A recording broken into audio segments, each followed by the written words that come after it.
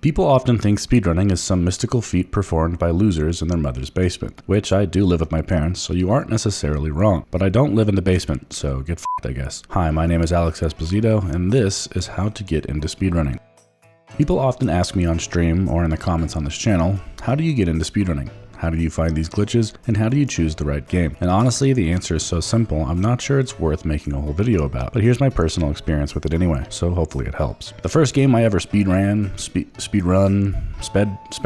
however the f you say it, was Windwaker HD for the Wii U. I saw Link7 do an 80% run of the game at a marathon. I thought to myself, hey, that looks interesting. I liked that game when I was a kid. I'm bored at home all the time. Maybe I'll teach myself how to beat the game real fast. So I went to my local GameStop and bought a Wii U. Yes, I do live my life on this much of a whim at all times. No, I have not changed. Let's continue. I got home, booted up my new console, and started the game. And then I asked myself the most important question. Well, what the f do I do now? I had no clue how any of the glitches worked. I only ever watched one run after all. Hell, I hadn't even played Wind Waker in a decade. I don't even remember what happens in it casually at this point. I think you save Zelda, maybe fight a guy named Ganondorf. Honestly, it's up in the air. This is where the internet comes into play. For those of you who find themselves in a similar situation to this, you are in luck because resources exist. Speedrun.com, the leaderboard for all speedruns in the universe as far as I know, is not just the place to record your name in history as another guy with way too much time on his hands. It also has a panel to the left with very important links, one of which is Discord. Every speedrun community I know of has one, and it's the one-stop shop for all things pertaining to the run. This single resource will provide you with everything you will ever need. Tutorials, advice, theory crafting, you name it, the community has probably talked about it in Discord before. And this is where I went. I watched every video, I sunk my teeth into every tutorial, I watched the world record run, the run under that, and the run under that in full, and then I turned back to the game,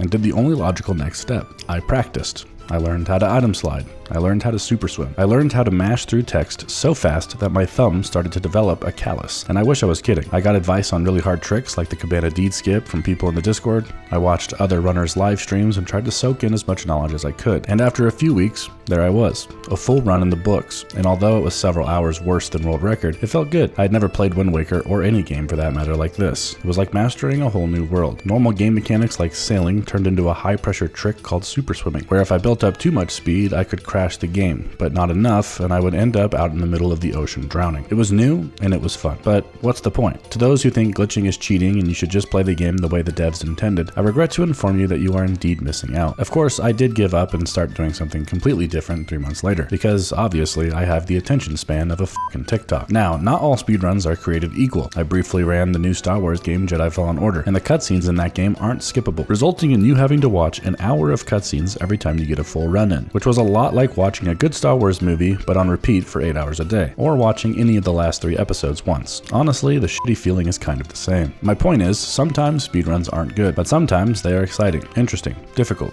and fun. Mirror's Edge, Celeste, Dark Souls, every goddamn Nintendo game ever made for some reason. Point is, speedruns can be bad. They can be a glitchy mess that doesn't even resemble the game you originally purchased. Or sometimes, if you're lucky, a beautiful extension of a game you already love. Just thought I'd share my experience with this. My name is Esposito, and this is my YouTube channel where I talk about shit that I like. Have a good one. Sub 412 by 2 seconds. Let's go.